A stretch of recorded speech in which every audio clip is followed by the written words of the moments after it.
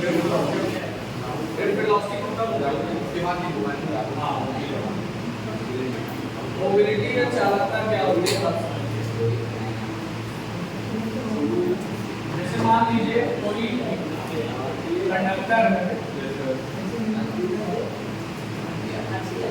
जब आप इसको नोट देख लीजिए सर, आप थोड़ा धीरे बात कीजिए ऐसे मोबाइल बात करते हैं। जैसे मान लीजिए कोई कंडक्टर है, कंडक्टर में जब आप एक क्या करते हो, बैटरी को कनेक्ट करते हो, क्या होना है कंडक्टर में जब आप बैटरी कनेक्ट करते हैं उसका एक एंड क्या हो जाता है पॉजिटिव और एक एंड क्या हो जाता है नेगेटिव। तो इसके अंदर एक इलेक्ट्रिक फील्ड जनरेट हो जाती है, नेगेटिव दिखा है, ठीक है। और ये इलेक्ट्रॉन कुछ वेलोसिटी से मूव करने लगते हैं, जिसको क्या कहा जाता है ड्रिफ्ट वेलोसिटी। क्या बोलते हैं ड्रिफ्ट वेलोसिटी यानी अनुगमन वेग। तो जो मोबिलिटी होती है, मोबिलिटी आपका क्या होता है drift velocity of electron in unit electric field. मतलब एकांक विद्युत क्षेत्र में किसी भी इलेक्ट्रॉन का जो अनुगमन वेग होता है यानी ड्रिफ्ट वेलोसिटी होता है, उसी को क्या कहा जाता है मोबिलिटी कहा जाता है। मोबिलिटी इक्वल टू क्या फॉर्मूला आ जाता है v इक्वल टू e, ठीक है। If e equal to 1 newton per coulomb then mu equal to vd। यहाँ से डेफिनेशन आ जाती है, डेफिनेशन क्या आ जाती है drift velocity of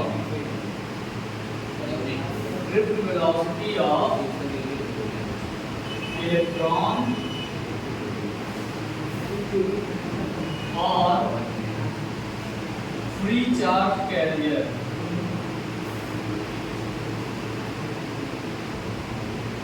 charge carrier का मतलब जैसे प्रोटॉन भी हो सकता है, इलेक्ट्रॉन भी हो सकता है, कोई आयन हो सकता है, मतलब जो चार्ज को एक जगह से दूसरी जगह ले जाए उसको चार्ज कैरियर कहते हैं। तो चार्ज कैरियर का मतलब जैसे इलेक्ट्रॉन हो गया, प्रोटॉन हो गया या और कोई आयन हो गया। तो ड्रिफ्ट वेलोसिटी ऑफ इलेक्ट्रॉन और free charge carrier in unit electric field, in unit electric field is known as mobility, यानी उसी को क्या कहा जाता है चालकता कहा जाता है। अब आपको अच्छे से पता है vd का एक फॉर्मूला और होता है e into tau अपॉन, ठीक है। vd का एक फॉर्मूला आप लोगों ने लास्ट में निकाला था e into tau। tau यहाँ पर क्या होता है थर्मल वेलोसिटी, ठीक है। थर्मल वेलोसिटी कब होता है जब बैटरी कनेक्ट ना की गई हो। रीजन ये नहीं घरवा में जाके पढ़े थे जब इससे पहले पढ़े हो तभी आगे समझ में आएगा। चैप्टर थोड़ा सा ऐसा है कि आपको डेली पढ़ना पड़ेगा तभी आगे की बातें समझ में आती है। आप छोड़ देंगे, ठीक है। घर जाकर रिवीजन कीजिएगा, जो पहला लेक्चर पढ़ाया गया है, जो दूसरा पढ़ाया गया है, तो सब अच्छे से रिवीजन करेंगे तब आपको ये मतलब समझ में आएगा, नहीं तो आपको पता ही नहीं चलेगा वो क्या है, ठीक है। तो ड्रिफ्ट वेलोसिटी ऑफ इलेक्ट्रॉन क्या होता है e into tau into e। अगर मैं बात करूं भैया इलेक्ट्रॉन की मोबिलिटी क्या होगी, mobility of electron, mobility of electron, electron की मोबिलिटी के लिए हम लोग क्या लिख सकते हैं mu equal to e tau e का मतलब thermal velocity of electron upon e। ये आपकी क्या हो जाएगी इलेक्ट्रॉन की मोबिलिटी, ठीक है। समझ आ रही बात। अब मोबिलिटी का अगर आप क्या करना चाहते हो यूनिट निकालना चाहते हो, यूनिट ऑफ मोबिलिटी, तो भैया vd का क्या होगा मीटर पर सेकंड, है ना, मीटर अपॉन सेकंड। और इसका इलेक्ट्रिक फील्ड क्या हो जाएगा न्यूटन पर कूलम। तो कूलम ऊपर चला जाएगा तो हो जाएगा metre coulomb per newton second. ये आपका क्या आ जाएगा दूसरे क्या आ जाएगा कवर कैसे है e और tau tau tau tau tau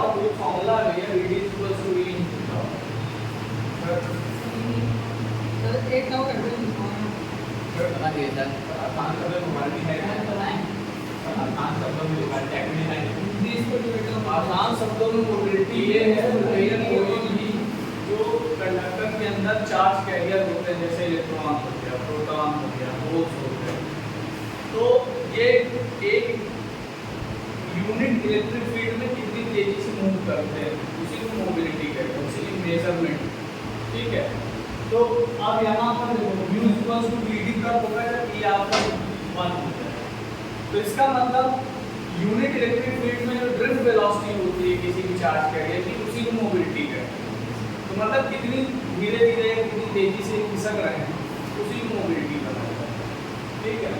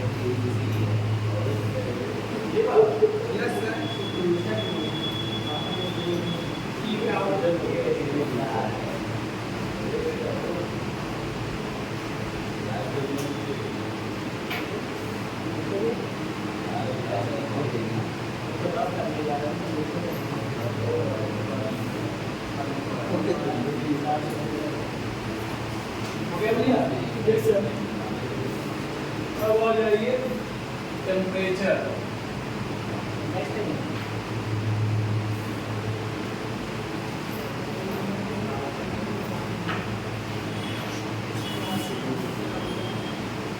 temperature dependency on mobility. Temperature dependency on mobility का मतलब क्या हो गया कि अगर हम टेम्परेचर बढ़ाते हैं इसका तो मोबिलिटी कैसी होगी। तो देखिए, मान लेते हैं आप क्या करोगे, इसका टेम्परेचर इंक्रीज कर दो, तो टेम्परेचर इंक्रीज करने पर क्या इलेक्ट्रॉन की काइनेटिक एनर्जी बढ़ेगी, काइनेटिक एनर्जी बढ़ जाएगी। काइनेटिक एनर्जी बढ़ने पर ये इलेक्ट्रॉन क्या तेजी से मूव करना शुरू करेंगे, तेजी से मूव कर लेंगे। अगर ये तेजी से मूव करेंगे तो इन लोगों के टकराने की जो समय है वो बढ़ जाएगा, जल्दी जल्दी टकराने लगेंगे। जल्दी जल्दी टकराने लगेंगे तो जो ताव है क्या हो जाएगा, ये डिक्रीज कर जाएगा। अब यहाँ पर जो E है वो कांस्टेंट है, ताव और E भी कांस्टेंट है, सिर्फ हम क्या बढ़ाना है, टेम्परेचर बढ़ा रहे हैं। टेम्परेचर पे इलेक्ट्रिक फील्ड का कोई इफेक्ट होता नहीं। तो आपका जो मोबिलिटी है वो तीन चीजों पर डिपेंड कर रहा है, डायरेक्टली प्रोपोर्शनल टू क्या हो जाएगा, टाउ टाउ। तो जब टाउ डिक्रीज करेगा तो मोबिलिटी भी क्या होगी, डिक्रीज कर जाएगी। तो इसका मतलब ये है कि if we increase the temperature,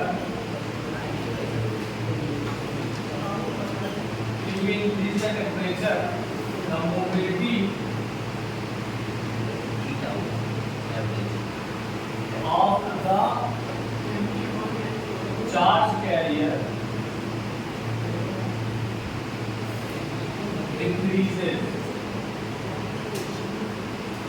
ठीक है, अगर मैं टेम्परेचर बढ़ाऊंगा तो जो चार्ज कैरियर की मोबिलिटी होगी वो भी क्या हो जाएगी, डिक्रीज कर जाएगी। ठीक है, तो नीचे जो एक क्वेश्चन लगाया है तब सर पहले बताइए की और टाउ है। टाउ मतलब यार रिलैक्सेशन टाइम, इसीलिए क्या है पढ़ के आया। टी कहाँ है? टी तो चार्ज कैपिटल ले लेते हैं फिर से।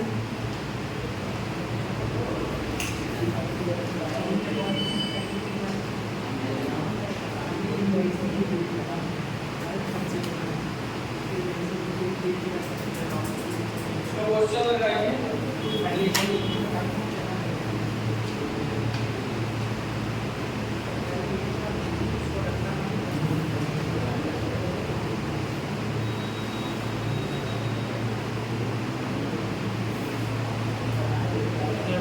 क्वेश्चन लिखो बेटा।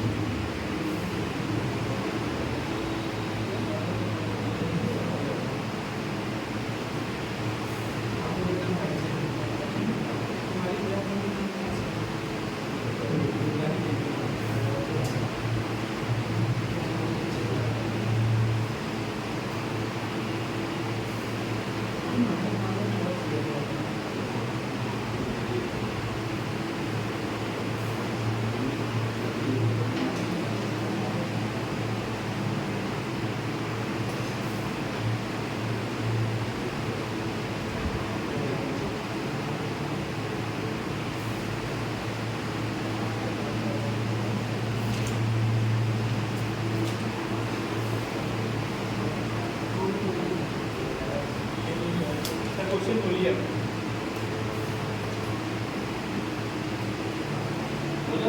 जी sir.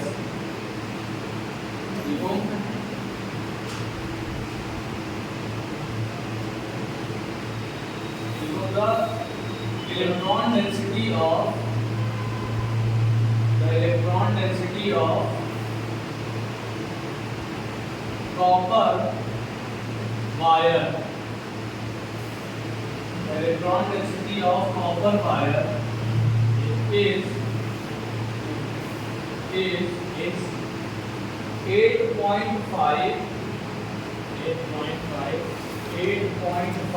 into 10 to power 28 meter power minus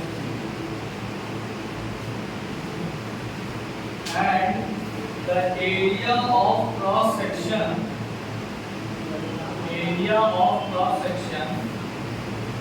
is 2 into 10 to power minus 6 meter square.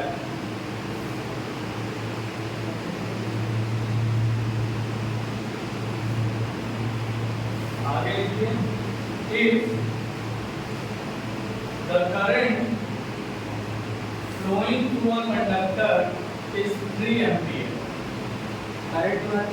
Current flowing through a conductor is 3 ampere.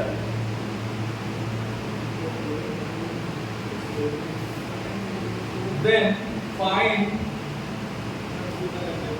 through the conductor if the current flowing through a conductor is 3 ampere.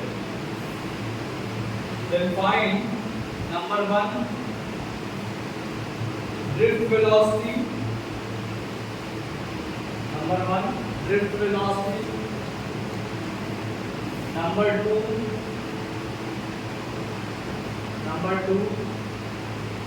how much time to take the electron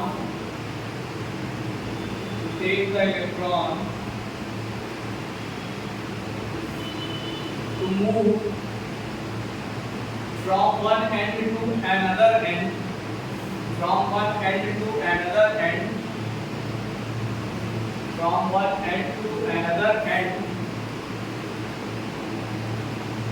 of the conductor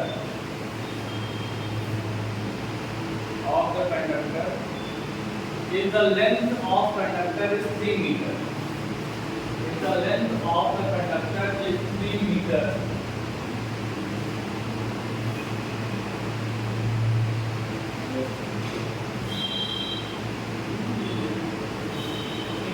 the length of the conductor is 3 meter. लगाइए इसको, ऐसे लगाओ।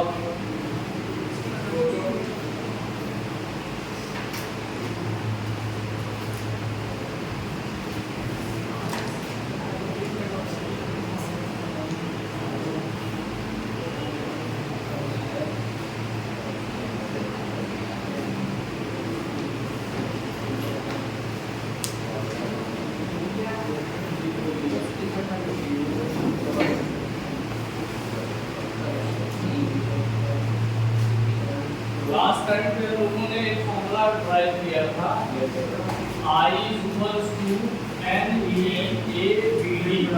Yes sir, B D equals to हम लोग लिख सकते हैं I upon N E A. ठीक है, इस क्वेश्चन में आपको बी डी पूछ रहा है और आपको दिया है I दे दिया है, A दे दिया है, N दे दिया है और E तो कांस्टेंट होता है 1.6 × 10⁻⁹ रख करके सॉल्व कर लेंगे। I दिया है कितना 3 एम्पीयर, N कितना दिया है 8.5 × 10⁻28। जो इलेक्ट्रॉन डेंसिटी है उसको N ही कहते हैं। ठीक है, E क्या दिया है 1.6 × 10⁻⁹ और A क्या दिया है 2 × 10⁻⁶। ये तो दिया ना, आपने क्या किया इसको रखने के बाद आप इसको सॉल्व कर लीजिए। 8.5 को 1.6 से मल्टीप्लाई कीजिए और 2 से मल्टीप्लाई कीजिए, देखिए क्या आ रहा है। तब तक हम यहाँ पर रख देंगे उसको, लेकिन 10 की पावर 28, 19 और 6 कितना हो जाएगा 25। 28 में से 25 में कितना आ जाएगा 3। अब इसको मल्टीप्लाई कीजिए 8.5 × 1.6 को, 8.5 है 3 हो जाएगा 17 से 2 से मल्टीप्लाई करेंगे।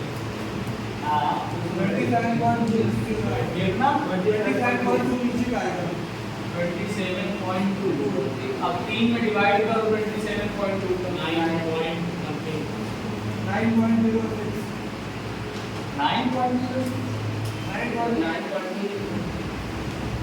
सही है 9 पॉइंट समथिंग है, डिवाइड करने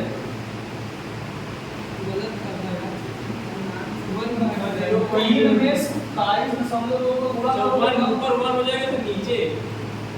अरे मैं कह रहा हूं 3 में इसका डिवाइड करो 0.3 डिवाइडेड बाय 27.2 0.33 आया, उल्टा कर दिया 0.11। हां 0.1 ये आ जाएगा 1.1 × 10⁻⁻⁴। ठीक है, मीटर पर सेकंड, यही आपकी ड्रिफ्ट वेलोसिटी आती है। 3 में 27.2 का भाग देना था, 0.1 लगा दो, ये आ जाएगी आपकी क्या ड्रिफ्ट वेलोसिटी। अगला क्या पूछा है, कह रहा है कंडक्टर की लेंथ 3 मीटर, इसकी लेंथ कितनी है 3 मीटर हो तो इलेक्ट्रॉन को कितना समय लगेगा एक तरफ से दूसरी तरफ पहुंचने में। तो भैया आपके पास क्या है स्पीड है, आपके पास क्या है डिस्टेंस है, आपसे टाइम पूछा है। तो एक सिंपल सा फॉर्मूला होता है time equals to distance upon speed. Distance आपका कितना है 3 मीटर और स्पीड कितना है 1.1 × 10⁻⁻⁴। सॉल्व कर लो, 3 में 1.1 का भाग हो क्या है 2.7 × 10⁻⁴ सेकंड। ये आपका समय आ जाएगा, कितना सेकंड लगेगा, ये लगभग 7 घंटे 33 मिनट के बराबर है। ठीक है, तो इलेक्ट्रॉन को एक किनारे से दूसरे किनारे तक पहुंचने में कितना समय लगेगा। हाँ ये सेकंड में है, इसको अगर तुम घंटे में चेंज करो तो 7 घंटे कुछ मिनट आएगा। जो क्वेश्चन का मेन आंसर है वो 7 घंटे 33 मिनट, लेकिन इस पे भी छोड़ दोगे तो कोई दिक्कत नहीं है। सेकंड बदलने की कोई आवश्यकता नहीं।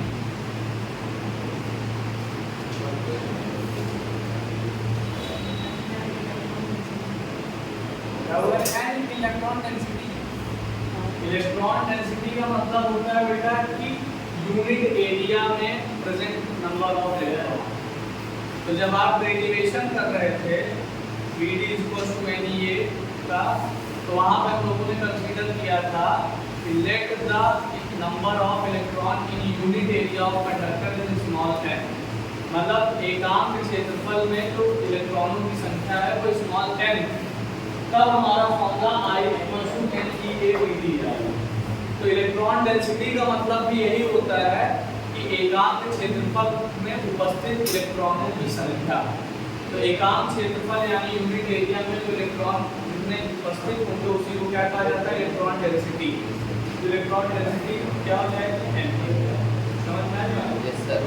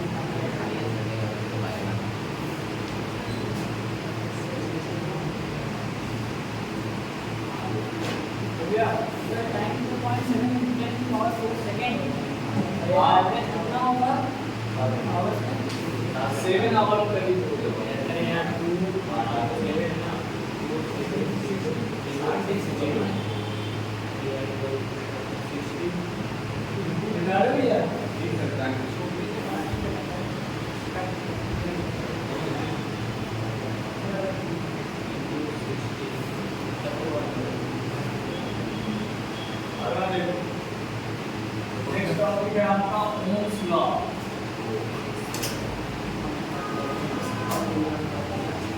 इसको आपने पढ़ा है 10th क्लास में? Yes sir. Yes sir. 10th में आपको बताया गया था कि अगर कोई भी चालक है,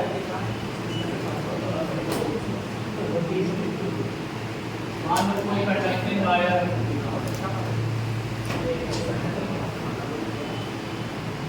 मान लो कोई कंडक्टिंग वायर है, इसको आपने कनेक्ट कर दिया किसी बैटरी से।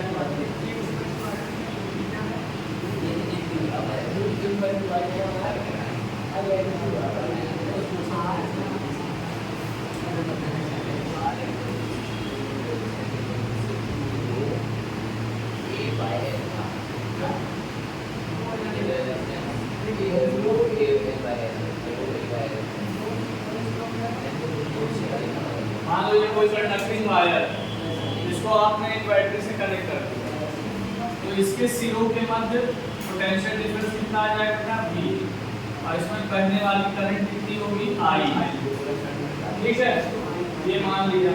अब ओम क्या कहते हैं? ओम ये कहते हैं कि अगर इस वायर में फिजिकल प्रॉपर्टी में कोई चेंज ना किया जाए, फिजिकल प्रॉपर्टी का मतलब ना इस तार को लंबा किया जाए, ना इस तार को मोटा किया जाए, ना इस तार का टेम्परेचर बढ़ाया घटाया जाए, यानी सारी चीज़ों को अगर आप कांस्टेंट रखेंगे तो जितना ज़्यादा आप पोटेंशियल अप्लाई करेंगे उतनी ज़्यादा करंट इसके अंदर लगेगी। मतलब अगर आप 2 वोल्ट की बैटरी लगाएंगे तो कम करंट रहेगी, 5 वोल्ट लगाएंगे तो और करंट रहेगी, 10 वोल्ट लगाएंगे तो और करंट रहेगी। तो इन्होंने क्या कहा?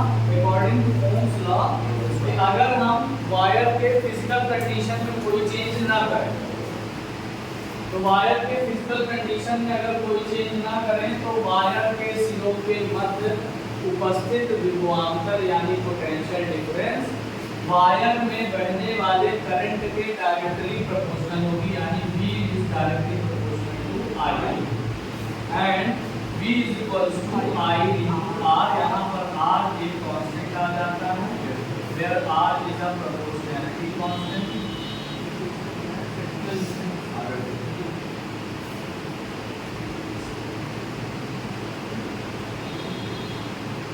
जिसे हम लोग क्या कहते हैं? Resistance, resistance of wire. ठीक है, क्या बोला गया इसको? Resistance of wire. ठीक है, इसे क्या बोला गया? Resistance of wire. अब रेजिस्टेंस क्या होता है? रेजिस्टेंस क्या होता है? जिससे करंट को नॉन कंडक्टर सर जो करंट का अपोज करता है, करंट नहीं, इलेक्ट्रॉन इलेक्ट्रॉन के रास्ते में उत्पन्न जो रुकावट है उसी का मेजरमेंट होता है रेजिस्टेंस, मतलब कितनी रुकावट है। भैया अलग अलग रास्तों पे अलग अलग कठिनाई, जैसे आप कार लेके या बाइक लेके निकलते हो तो आप चौक जाओगे तो आप धीमे धीमे चलोगे, सिविल लाइन जाओगे तो रपट स्पीड दिखाओगे, है ना, एकदम बढ़िया चिकनी रोड खाली रोड मिले। तो अलग अलग रास्तों में अलग अलग कठिनाइयाँ हैं, अलग अलग रुकावटें।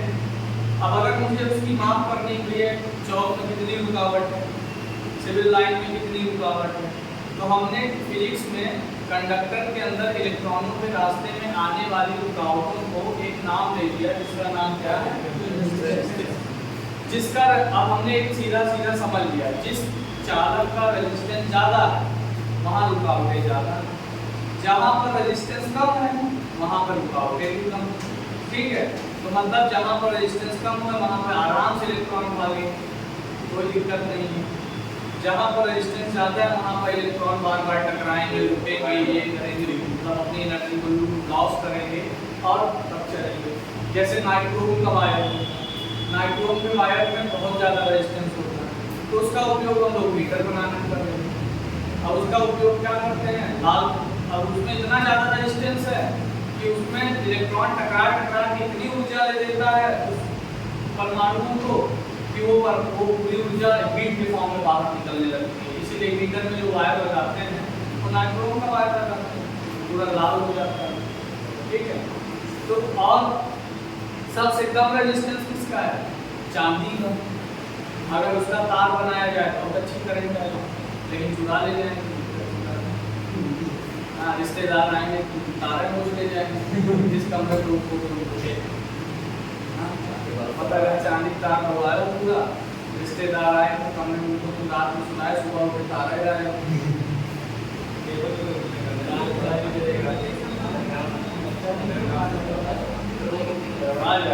उनको पता चलेगा चांदी माँ को पता चल गया, लोग बात आई अपने घर की चांदी तार लगवाओगे 50 थोड़ी पाओगे, बात बताई तो दूसरा जैसे पत्ती गंदा लगा देंगे ना, दिखेगा कि चांदी की सोना है, बता दो बता देंगे। सबसे कम किसका होता है, चांदी का। सब ज़्यादा नाइट्रोम करने जा रहा है, बातें नाइट्रोम कोई वायर थोड़ी, नाइट्रोम एक एलॉय है, उसमें निकिल और क्रोमियम को मिक्स करके बनाया जाता है स्पेशली फॉर हीटर। नाइट्रोम कोई तत्व तो नहीं है, नाइट्रोम एक मिक्सचर है किसका, निकिल का और क्रोमियम। तो निकिल और क्रोमियम को मिला करके नाइट्रोम बनाया जाता है और वो स्पेशली हीटर के लिए ही बनाया जाता है क्योंकि उसका रेजिस्टेंस बहुत बढ़ जाता है। ठीक है,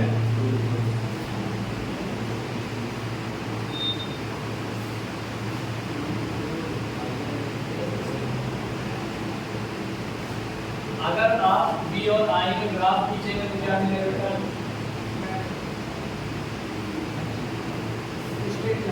एक स्ट्रेट लाइन है। और अगर आप इसका स्लोप फाइंड करोगे, स्लोप फाइंड करोगे तो आपको क्या मिलेगा, रेजिस्टेंस मिलेगा, क्योंकि स्लोप इक्वल्स टू स्लोप बराबर क्या होता है, चेंज इन v एक्सिस, मतलब v वाले एक्सिस में change upon change in i axis, यानी करंट वाले एक्सिस में चेंज, यानी इसको हम लिख सकते हैं delta v upon delta i, तो किसके बराबर हो जाएगा, r के। अगर इस फॉर्मूले से देखोगे तो r बराबर क्या हो जाता है, v अपॉन i, इसके बराबर होता है कांस्टेंट, यानी v और i का जो अनुपात है वो हमेशा क्या होगा, नियत बना रहेगा। समझ में आ रही बात, ये बदलेगा नहीं, r की वैल्यू फिक्स हो, लेकिन कब तक, जब तक आप तार में छेड़छाड़, जैसे ही तार में आपने छेड़छाड़ किया, यानी तार को खींच के लंबा कर दिया, तार को मोटा कर दिया, तार का टेम्परेचर बदल दिया, तार का मटेरियल बदल दिया। पहले कॉपर लगाए थे, बाद में एल्यूमिनियम लेके चले आए, उतना बड़ा उतना मोटा तार है, तो उसका रेजिस्टेंस क्या हो जाएगा? बदल जाएगा। रेजिस्टेंस तभी तक नहीं बदलेगा जब तक आप वायर में कोई छेड़छाड़ ना हो। इसीलिए उन्होंने पहले ही कह दिया कि अगर हम वायर के फिजिकल कंडीशन में कोई चेंज ना करें तभी ये कंडीशन लागू होगी। अगर हमने फिजिकल कंडीशन में कोई चेंज कर दिया तो फिर R की वैल्यू बदल जाएगी, तब भी प्रोपोर्शनल टू I समझ में आएगा? क्लियर है? ठीक है, तो नोट कर लो।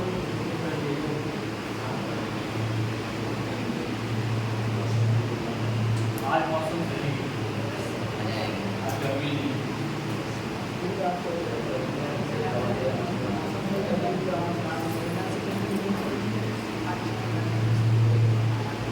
नोट्स भेज दिए इधर इसके भेज देंगे यार। चलो तुम मैंने हिंदी दिए थे, तब मैं कहीं बाहर सोचे घर जाकर भेजे, उधर क्या किया था फिर घर जाके सोचे भेजे घर लौट गया है ग्रुप। अरे पूरे को जो बैठ नहीं किया बैठते हो लाइट की स्थिति देखते हो, 10-10 घंटे गायब रहा।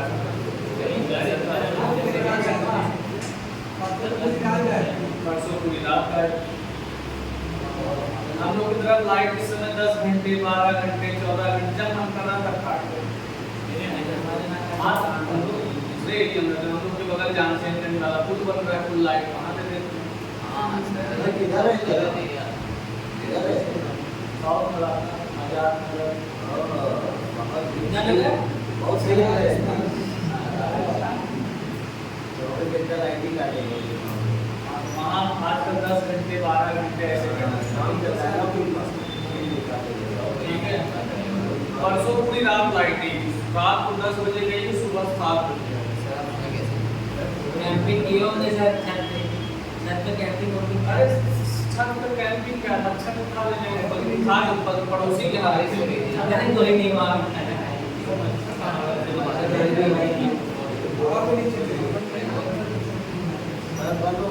बिता दिया जाता है इसी किसी तरीके से सोते जाते। हो गया चलो ठीक है,